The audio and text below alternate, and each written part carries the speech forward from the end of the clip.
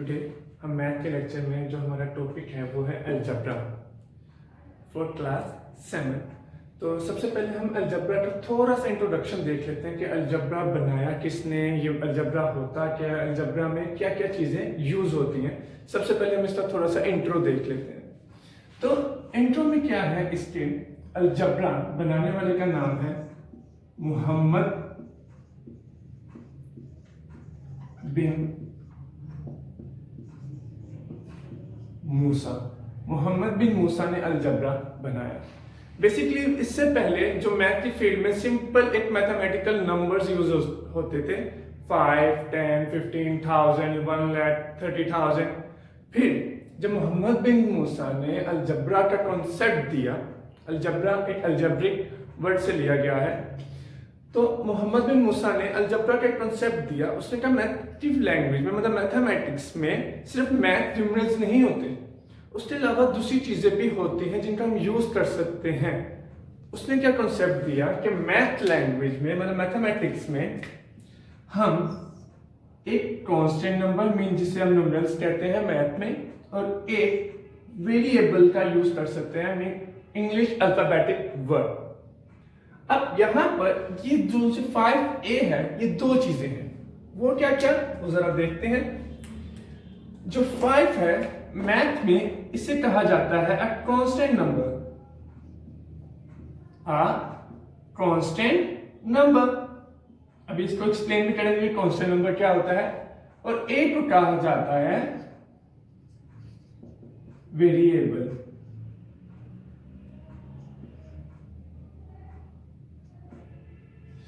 Okay, A को कहा जाता है वेरिएबल और 5 को कहा जाता है कांस्टेंट नंबर। तो इससे पता चला कि हमारे पास दो चीजें हैं, एक है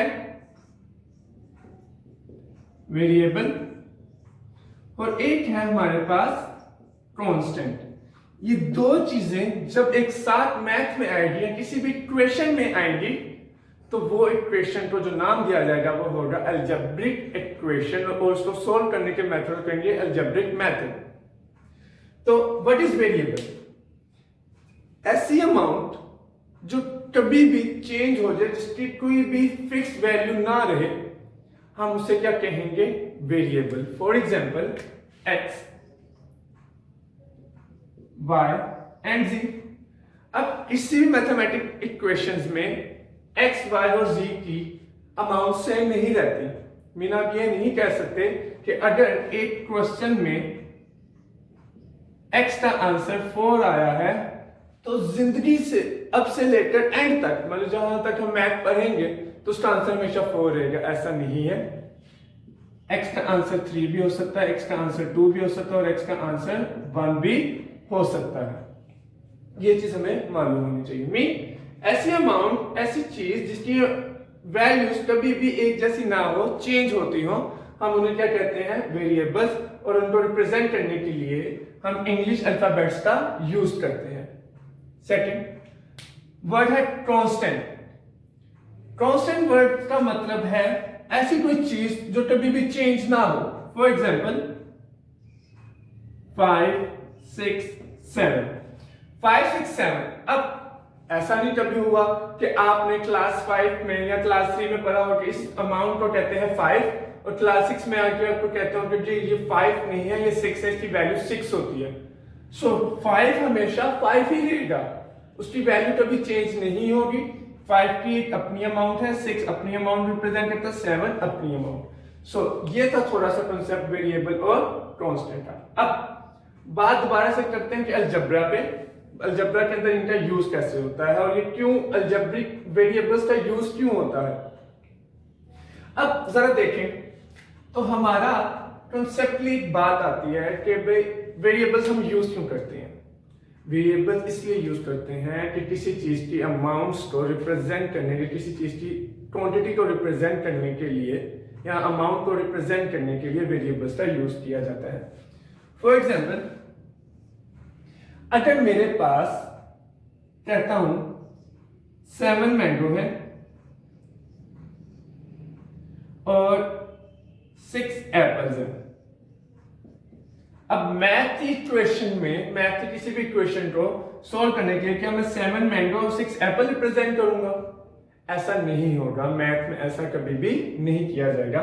तो हम इनको, ये जो मैंगो है और एप्पल है, इनको इस वेरिएबल के थ्रू चेंज, इनकी वैल्यूज को रिप्रेजेंट करेंगे।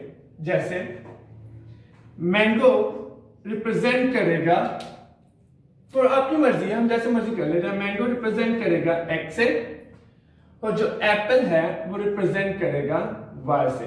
तो हम इसको लिखेंगे कैसे? हम इसको ऐसे लिख सकते हैं कि 7x प्लस 6y, इन दोनों की जो मान, मतलब अगर मैं कहता हूं कि 7 मैंगोज और 6 एप्पल की दोनों की कीमत थी 110, तो इक्वेशन वाइज कैसे रिप्रेजेंट होगा? 7x plus 6y is equal to 110। ये एक आपके पास इक्वेशन आ गई जिसे हम कहते हैं अलजेब्रिक इक्वेशन। अब अलजेब्रिक इक्वेशन में थोड़ी सी टर्म आ जाती है जिसे हम कह जाते हैं पोलिनोमियल। ठीक है, वर्ड है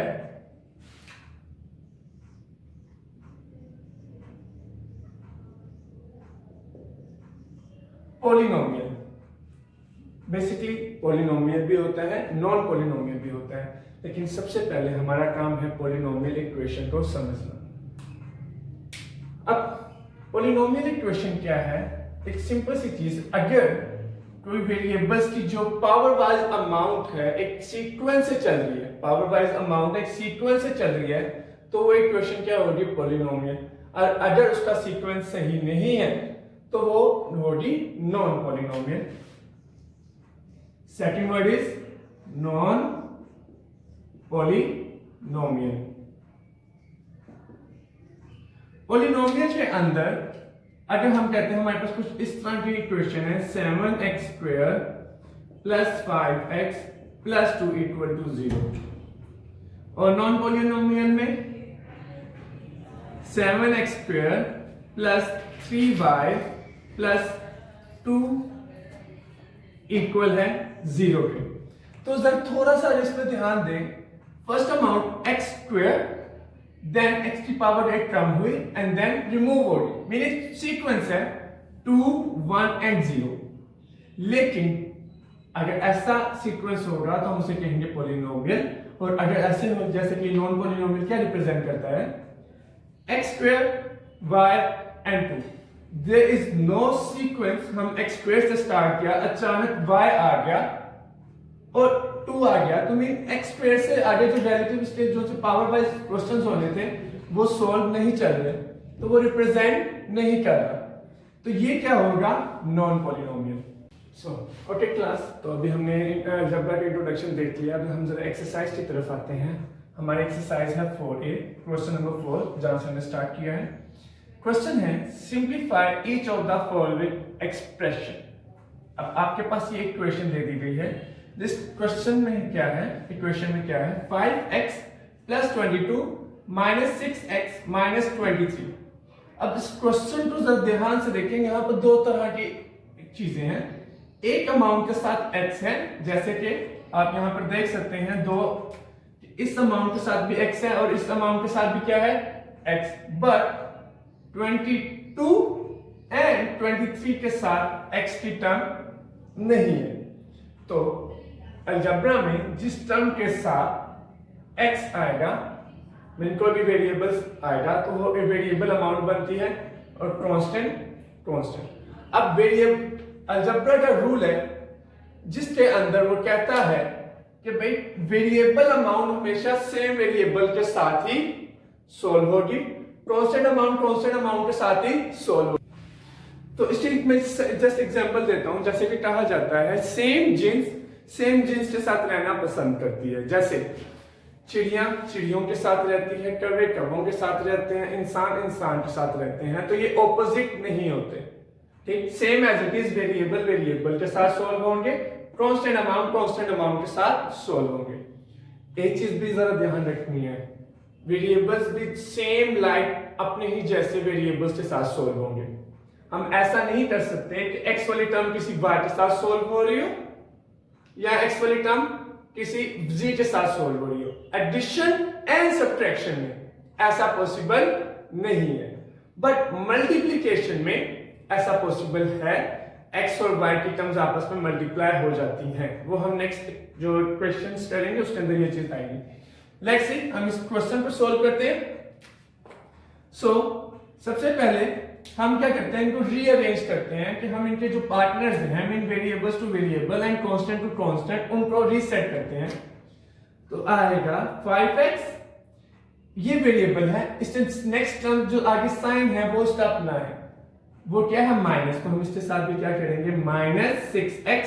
नाउ इस टर्म को constant amount it's +22 -23। So let's solve this.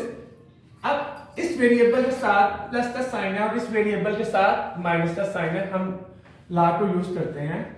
Plus minus minus process होगा माइनस का, बट लार्ज अमाउंट के साथ माइनस का साइन है, तो कैसे होगा? फर्स्ट ऑफ ऑल जो प्रोसेस है माइनस का वो करते हैं 6 - 5 1x। एंड सेकंड थिंग हमें ये देखना है कि लार्ज अमाउंट के साथ जो साइन है वो कौन सा है। तो लार्ज अमाउंट है 6, तो इसके साथ साइन कौन सा है -1, तो ये क्या बन जाएगा -1। अब दिस टर्म को देखते हैं, हम कांस्टेंट नंबर्स को देखते हैं। इस कांस्टेंट नंबर के साथ है प्लस और इस कांस्टेंट नंबर के पास है -23। तो पहले प्रोसेस देखते हैं, प्रोसेस क्या होगा प्लस माइनस माइनस। हमें ये मालूम हो गया कि इनको माइनस किया जाएगा। 23 - 22 1, ओके जी 1 आएगा, बट साइन कौन सा आएगा? तो इनका जो सेम टर्म है हमको देखते हैं कि प्लस माइनस माइनस, ठीक। लार्ज अमाउंट में साइन कौन सा है? तो लार्ज अमाउंट के साथ साइन क्या है माइनस का, तो यहां पर भी क्या आएगा माइनस। और ये जस्ट एक सिंपल सा हमारा नेक्स्ट क्वेश्चन है। ओके क्लास, हमारा जो नेक्स्ट क्वेश्चन है वो हम जरा देखते हैं। अब इसके अंदर डिफरेंट टाइप से वेरिएबल्स हैं। क्वेश्चन रीड आउट करें। 6x - 25 20y + 7z a - 8x + 25y - 11z। अब यहां पर 3 डिफरेंट काइंड्स के वेरिएबल्स हैं। कौन कौन से? x, y and z। सो बेटा जी एक चीज जरा ध्यान रखिएगा, हमने आपको पहले भी बताया है कि x वाली टर्म x के साथ सोल्व होगी, y वाली टर्म y के साथ सोल्व होगी, z वाली टर्म z के साथ सोल्व होगी। सो ऐसा मत करिएगा कि x को y के साथ सोल्व कर दें, z को y x के साथ सोल्व कर दें, तो ऐसा आपका क्वेश्चन क्या हो जाएगा गलत। तो सबसे पहले हमारा जो काम है, जैसा हमने पहले क्वेश्चन में किया, इसको थोड़ा सा रीअरेंज करते हैं। इसे हम थोड़ा सा रीअरेंज करते हैं। Let's see after the rearranging. तो अल्फाबेटिकली अरेंज करेंगे। सबसे पहले x y z है, तो सबसे पहले x आता है 6x and there is another term of x is 8। 8 के साथ आगे साइन कौन सा है माइनस, तो ये क्या आएगा यहाँ पर -8x। x के बाद टर्म आती है y की है ये -20y + 25y। Because y term के साथ सोल्व होगी, तो इसलिए इसको साथ लिखा। नाउ इस term for z term it's 7z and 11z। Let's see 7z के साथ आगे जो साइन है वो है प्लस, तो 7z और ये आ जाएगा -11z। Let's solve it. First of all हमें पहले देखना होता है प्रोसेस क्या होगा, फिर हम देखेंगे कि इनमें साइन क्या होगा। ये चीज याद रखिएगा, addition wise and subtraction wise दोनों के रूल्स क्या होते हैं, डिफरेंट होते हैं। तो लेट्स सी, इस अमाउंट के साथ है प्लस, इस अमाउंट के साथ है minus, plus minus minus, okay. Process होगा माइनस का। 8 - 6 2x।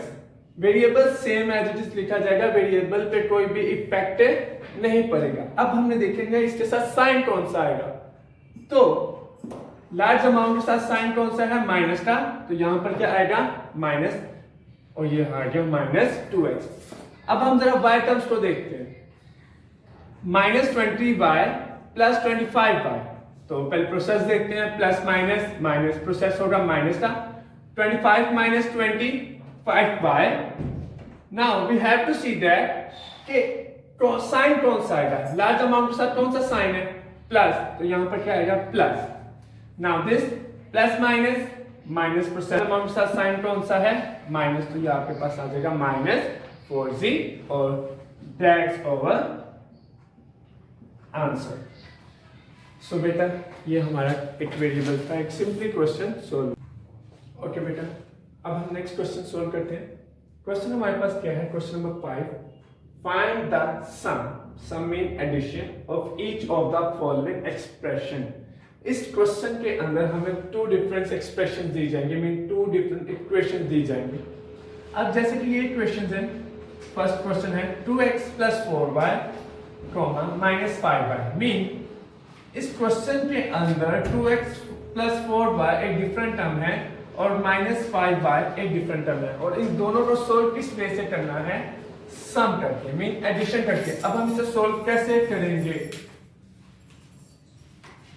तो जरा देखें। फर्स्ट ऑफ ऑल हम इस टर्म को लिखेंगे, एडिशन वाइज आप किसी भी टर्म को पहले लिख सकते हैं, इससे कोई फर्क नहीं पड़ता। 2x + 4y, बेहतर होगा कि हम इसको ब्रैकेट में लिख लें एज इट इज। ये हमारा जो उन्होंने कंडीशन दिया है कि हमने सम करना है, तो ये साइन जो प्लस का साइन है इस कंडीशन के मुताबिक है, और दूसरी टर्म है -5y, दोनों को ब्रैकेट। आफ्टर दिस हम इस ब्रैकेट्स को रिमूव करेंगे, मीन हम नेक्स्ट स्टेप की तरफ मूव करते हैं। सो ये जरा ध्यान से देखें, 2x + 4y same as it is हो जाएगा। ये जब ओपन होगा इसमें कोई इफेक्ट नहीं होगा, क्योंकि ब्रैकेट के आउटसाइड पर, इस ब्रैकेट के इस साइड पर कोई भी साइन नहीं है, जिस वजह से इस ब्रैकेट के अंदर कोई भी साइन चेंजिंग नहीं होगी। अब हम इसकी बात करें, इस ब्रैकेट के भी आउटसाइड पे है प्लस, मीन साइन चेंज नहीं होगा, लेकिन जरा एक प्रोसेस होता है वो जरा देख लेते हैं। से प्लस माइनस, यहां पर ये जो प्लस माइनस है ये मल्टीप्लाई होंगे, +-5y। अब ये क्वेश्चन बन गया वैसे जैसे अभी हमने लास्ट प्रीवियस क्वेश्चन किए थे। x टर्म के साथ सोल्व होगी, y टर्म के साथ सोल्व होगी। 2x, अब ये y और y। सो पहले प्रोसेस देखते हैं, प्लस माइनस माइनस होगा, 5 - 4 1, okay, 1y, but we have to also see that what sign become plus minus minus, okay. Large amount के साथ साइन कौन सा है, लार्ज अमाउंट है हमारे पास 5, और इसका साइन कौन सा है, -1। ओके बेटा, अब हमारे के नेक्स्ट क्वेश्चन हम देखते हैं, उसमें है वेरिएबल्स, अरे वो है नेक्स्ट क्वेश्चन हम देखते हैं, उसमें क्या है 3pq - 6hk, मीन ये टर्म यहां तक ही है। उसके बाद -3pq + 14kh, तो ये एक अलग चीज। अब हमारे पास ये न्यू चीज आई है जिसके अंदर वेरिएबल्स डिफरेंट हैं, मीन एक वेरिएबल नहीं डबल वेरिएबल है। तो इसका थोड़ा सा कंसेप्ट देख लें कि अगर किसी वेरिएबल के पास इस तरह की टर्म हो 4ab और दूसरी वेरिएबल के पास टर्म हो 5ab, तो इनके वेरिएबल्स क्योंकि सेम है तो ये आपस में प्लस माइनस हो सकते हैं। इवन दैट अगर यहां पर ये लिखा हो ba, देन भी ये आपस में सोल्व हो सकते हैं, इससे कोई फर्क हमें नहीं पड़ेगा कि ये amount position of variables different है तो कोई फर्क पड़ेगा, ऐसा नहीं होगा। सेम एज इट इज हमने इनको सोल्व क्या करना है, सम करके। तो हम इसको देखते हैं कैसे सोल्व करेंगे। फर्स्ट ऑफ ऑल हमने अमाउंट्स को same as it is variable brackets में लिखना है, साइन प्लस का and other amount -3pq + 14kh। हमारा नेक्स्ट स्टेप होगा, हम इस ब्रैकेट को रिमूव कर देंगे, same as it is bracket के आउटसाइड पे माइनस का साइन नहीं है तो कोई भी चेंज यहां पर नहीं आएगा। सेम एज इट इज यहां पर प्लस है तो कोई चेंज नहीं आएगा, तो हम जैसे मल्टीप्लिकेशन भी कर लेते हैं साइंस की, प्लस माइनस माइनस होगा, ये आएगा -3pq ++ 14kh। अब यहां पर two types of different variables हैं जिसे हम कह सकते हैं, वो क्या है, एक है pq, एक है hk। तो सिंपल वाली टर्म है कि pq के साथ सोल्व होगी, hk या k एक ही बात है, ये दोनों आपस में सोल्व होंगे। तो नेक्स्ट स्टेप में हम इनको अरेंज करेंगे। जब अरेंज किया जाएगा तो ये आ जाएगा 3pq - 3pq नेक्स्ट -6HK, आप इसकी पोजीशन चेंज कर सकते हैं, हमें इससे फर्क नहीं पड़ता, तो मैं इसको लिख सकता हूँ 14HK। तो ये परेशान मत होगा कि यहाँ पर KH है तो यहाँ पर हम क्या कर दें HK, ऐसा इसके अंदर कुछ भी मुश्किल नहीं है। तो हम सोल्व करते हैं। पहले प्रोसेस क्या होगा, प्लस माइनस माइनस, जी माइनस प्रोसेस होगा, 3 - 3 0। अब आप इसको 0PQ भी लिख सकते हैं, या इसको आप ना लिखें कि हमें पता चल गया कि भाई ये जो टर्म्स हैं दोनों कंप्लीटली कैंसिल हो गई हैं। तो अगर कोई टर्म कंप्लीट कैंसिल हो जाए तो उसको लिखने की जरूरत नहीं होती। अब हम इसको जरा सॉल्व करते हैं, HK वाली टर्म्स को। पहले प्रोसेस देखते हैं, प्लस माइनस माइनस होगा, okay. 14 - 6 it's 8 and with variable HK। अब हम देखते हैं कि साइन कौन सा आएगा, लार्ज अमाउंट के साथ है प्लस, तो क्योंकि सिंगल टर्म रह गई है जिसके साथ प्लस लिखें या ना लिखें डजंट मैटर। और ये हमारा क्या होगा बेटा, हमारा जो नेक्स्ट क्वेश्चन, अब हम उसी तरफ चलते हैं। हमारा नेक्स्ट क्वेश्चन है simplify each of the following expression. आपने तो सिंप्लीफाई करना है, हमें ना इसके अंदर किसी क्वेश्चन के अंदर कुछ एडिशन या सब्ट्रैक्शन अपनी तरफ से नहीं लाएंगे, जस्ट इनको सिंप्लीफाई करना है। तो जरा ध्यान से देखिए, यहाँ पर इस दफा कुछ ऐसे वेरिएबल्स हैं जो ब्रैकेट्स में हैं और उनके साथ साइन भी है, मीन दूसरे वेरिएबल से साथ जो साइन है उनके साथ ये थोड़ा सा सोल्व होंगे। तो लेट्स सी, हम इसे ब्रैकेट्स पर मूव करते हैं। It's 15x, this sign is plus and this sign is minus. जब ये सोल्व होंगे मीन मल्टीप्लिकेशन होगी, plus minus minus 7y, again plus minus minus 18y and then 4y। ये हमारे पास टर्म आ गई। अब यहां पर 2 टाइप्स ऑफ वेरिएबल्स हैं, एक है x टर्म्स में और दूसरा है y टर्म में। तो हमें मालूम है x टर्म के साथ सोल्व होगी, y टर्म के साथ सोल्व होगी। तो जस्ट हम जरा सिंप्लीफाई कर लें। 15x मीन ये जो टर्म्स हैं ये आपस में सोल्व होगी। सबसे पहले हम जरा लास्ट 2 टर्म्स को आपस में सोल्व करवा देते हैं। -7y वैसे ही रहेगा, आप इसे एक साथ भी कर सकते हैं with the use of calculator. हम जरा इसको अलग-अलग भी कर लेते हैं ताकि स्टेप वाइज जरा सोल्व हो जाए। It's -18y + 4y, so plus minus minus, okay we know that process होगा माइनस का। 18 - 4 it's 14y, okay. So sign basically large amount का साइन कौन सा है, माइनस का। लार्ज अमाउंट का साइन कौन सा है, माइनस का। सो ये हमने इसके साथ लगा दिया। Again there is another term of y which is solved by 7y and 14y। 15x, इन दोनों का प्रोसेस देखते हैं। सबसे पहले माइनस माइनस प्लस ऐड होगा, ओके। तो 7 + 14 इनको प्लस करेंगे तो आएगा 21y। इन दोनों के जो साइन होंगे, अब क्योंकि दोनों के साइन सेम है तो वही साइन आ जाएगा और ये आपका हो जाएगा आंसर। एक चीज जरा देख लें कि हमें किस तरह पता चला कि माइनस माइनस प्लस होता है या प्लस माइनस माइनस होता है। तो ये चीज हम बेसिक रूल हम करते भी आए हैं, एक दफा आपको दोबारा बता दिया जाता है कि 2 टर्म्स की ये साइंस की मल्टीप्लिकेशंस होती है।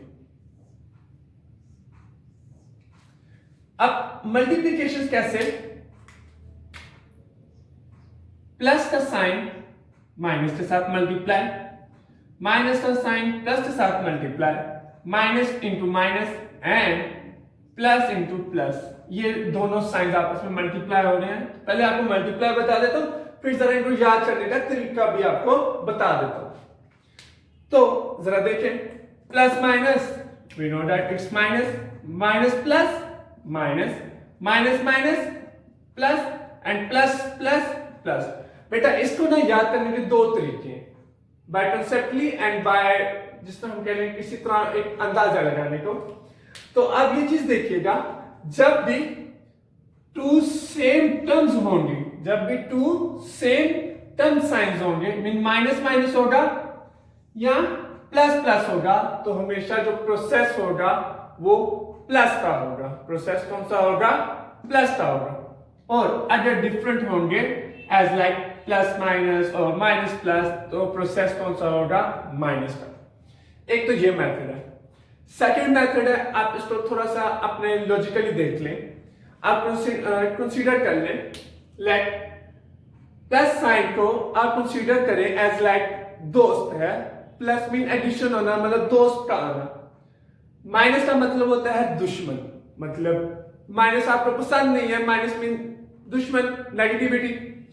तो अगर आपका जो दोस्त है, आपके दोस्त का कोई दुश्मन है, तो वो आपका भी क्या होगा, दुश्मन। मीन अगर आपका दोस्त किसी को पसंद नहीं करता, तो बेसिकली आप भी उसको पसंद नहीं करेंगे। तो दोस्त का जो दुश्मन होगा वो आपका भी दुश्मन होगा। सेम एज लाइक दुश्मन मतलब माइनस, आपका कोई दुश्मन है, जो आपके दुश्मन का दोस्त होगा वो आपका भी क्या होगा, दुश्मन। सेम एज इट इज कि अगर आप किसी इंसान को पसंद नहीं करते और वो इंसान किसी और के साथ मतलब किसी और के साथ फिर रहा है, तो जिसके साथ वो फिर रहा होगा, जिसके साथ उसकी फ्रेंडशिप होगी, आप सेम लाइक उसको भी पसंद नहीं करेंगे। तो दुश्मन का जो दोस्त होगा वो आपका भी क्या होगा, दुश्मन। तो प्रोसेस क्या होगा, minus plus minus, again minus minus plus, mean minus minus plus. एक इंसान है, फॉर एग्जाम्पल अगर मैं अपनी बात करूं कि मैं किसी एक इंसान को पसंद नहीं करता, ठीक, और वो इंसान किसी और को भी पसंद नहीं करता, तो मीन जो थर्ड पार्टी होगी जिससे वो नफरत करता है, मैं उससे फ्रेंडशिप कर लूंगा। क्यों? क्योंकि हम दोनों की नजर में वो अच्छा नहीं है, हम उससे दुश्मन है हमारे लिए। तो दुश्मन का जो दुश्मन है वो आपका क्या होता है, दोस्त। ये चीज अपने माइंड में जरूर रखिएगा, ये हमारी जो आम जिंदगी होती है इसके अंदर भी काम आती है।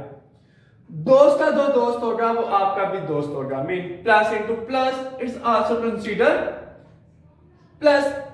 मीन अगर आपका कोई फ्रेंड है और वो किसी और आपके साथ अपने फ्रेंड को इंट्रोड्यूस करता है, तो बेसिकली वो आप भी उसको फ्रेंडली ही बात करेंगे, आप उसके साथ कोई दुश्मनी नहीं रखेंगे। अगर आपके दोस्त का जो दोस्त होगा वो आपका भी क्या होगा, दोस्त।